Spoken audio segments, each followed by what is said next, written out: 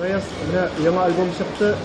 Hozir albom deyib, bugungi zamonda albom nechikdir modda değil mi? Senin kabi kişiga albom narsa u? Mesela shunday javob berasam keladi. Albom ol bugungi kunda vizitniy kartochka albom bilan hozir bir kishida oqchada ishlamay praktik bir ul statusuna ko'tarib, u sening yil bo'yi manda nechadir yil bo'yi to'planib kelgan jurlaringni dunyoga chiqaruv. No bugungi kunda internet bilan so'ngishib bitib bo'lmaydi, chunki sen albomni chiqara oldan sening qay bir jurlaring уже internetdan chektirib erkin qiyofatda safar qilib yururlar. Men bilmagan qay bir men hali ishlatib bitirmagan.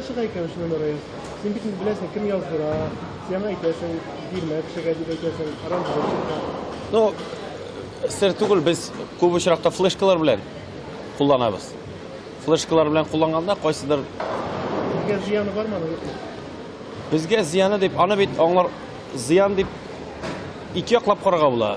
Yaxshi yog'i da bor endi. Mening jurlarni internetda bor ekan, u bitni yaxshi, u demak ul bit CD-disk bir necha kishi sotib olirga mumkin sotib olmasqa internet butun kishida qo'llasida shunga ko'ra bugungi kunda bor shunday tendensiya. Masalan, Zemfira o'zining albomini chiqardi-da, chiqargan kuni internetga выложить deb qo'ydi. Chunki piratство, internet piratство bilan bugungi kunda so'g'ishirga qiyin, ma'nasiz deb aytmayman men tag'in. Shunga ko'ra bizning bu albomlarni chiqaruv akrinab ul internet variantga aylanib qolirga mumkin. Demak bizga ishsizroqqa da tushacakdir deb o'ylayman.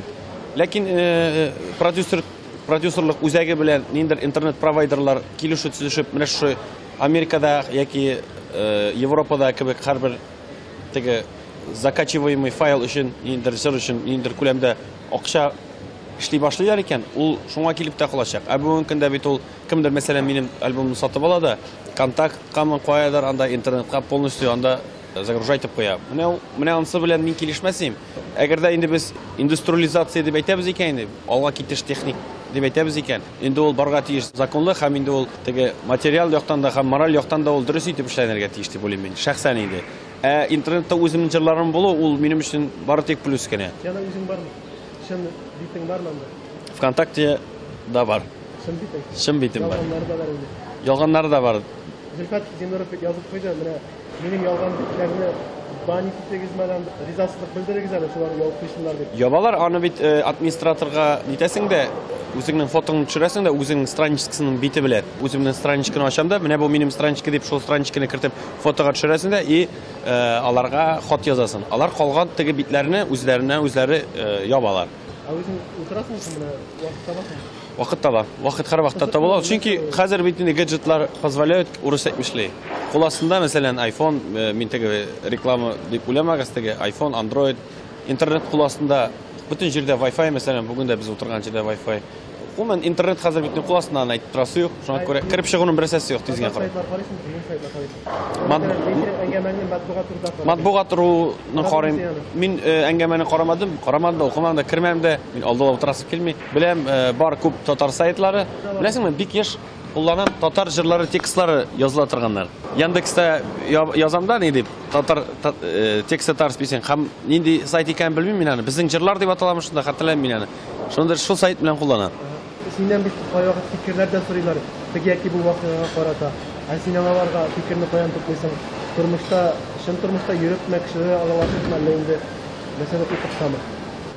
Mendir fikr so'ralar ekan, u fikr agarda menda bor ekan, Putin bilan xotini ayrildi degan ma'lumotni birinchi internetda taratdilar deymi?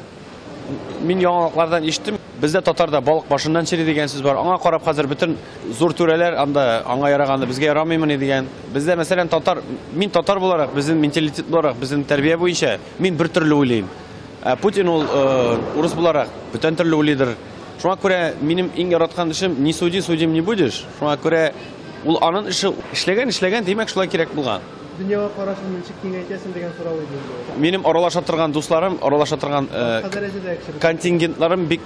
kontingent bek yaxshi. Men ular yonida tinglab turib, o'zimda qiziqsinib ketganda ham tillar-tilamas internetdan kirib o'qirga ham qo'yadir nindir ma'lumotlar, qo'yadir nindi adabiyot topib o'qirga majbur bo'lasan. Shunga ko'ra mening положение обязывает rushать mishli. Bugungi kunda agarda sen aybat kana jilab, angra malay bo'lib juraysan ekan, senga hurmat da bo'lmay ham синең белән сөйләшергә дә, кеше белән аралашырга да сиңа начар була. Әгәр дә син буш булсаң, куш тырнаклар эчендә. Менә син Балташтан чыккан авыл егете билгеләйме? Ая. Менә ничек син үзеңдә тәрбияли алда шундый үзеңә ышанучанлык, тәвәккәллек, уялмаучанлык, чөнки күп авыл яшьләре йомык фикерләрне әйтә алмыйлар. Ул беренче гаилә тәрбиясеннән килә ул. Мин ул яктан рәхмәт ин беренче әтиәниләргә. Гаиләдәге безнең система, бездә теге демократия булды, һәр вакыт кеше, һәр бала, һәр кеше үзенең фикерен әйтергә мөмкинчелек булды. Бер вакытта да дискриминация булмады. Син кичкенә малай, син соңгы малай, син төпчек малай, син анда мин андый нәрсә күреп үсмәдем. Һәм мәктәптә укыганда да мин кичкенә инде шул сәхнәдә күп кешеләр белән аралаша туры килде, күп җирләрдә йөргә туры килде. Шуңа күрә сәхнәдә тотышым да һәм гомумән дөньяда үзем тотышым, тәвәккәллегем ул теге еллар белән килгән тәҗрибә дип әйтергә. Кайр вакытта хаталар да китә, кайр вакытта артыгын анда җибәрмәскә дип үз-үзеңне ничектер контроль итәргә тырышасың. Ул опыт белән килә, тәҗрибә вакыт белән килә дип уйлыйм мин. Димәк, Раис Хасиповның уңышы былай тиз генә бирелмәде инде. Юк инде әлбәттә. Без бит урамнан каяндыр алып килеп, киндереп, матур менә сиңа бер җыр җырлап кара дип түгел. Мин сөйләм, мин Аллаһ Тәгалә рәхмәтле, язмышыма рәхмәтле. Миңа кичкенәдән менә шундый талантны ашырга ярдәм иткән әтиәниме, үземнең менә тәрбиячеләремә, укытучыларыма, Арчада педколледжда укыганда укыткан укытучыларыма һәм инде Казанда мине өйрәткән һәм инде иң соңгысы һәм иң абруйлысы булып Венера Хатыновна Ганиева зур рәхмәт әйтергә, мәсәлән, җырчы буларак һәм дә инде шәхес буларак тәрбиясен биргән.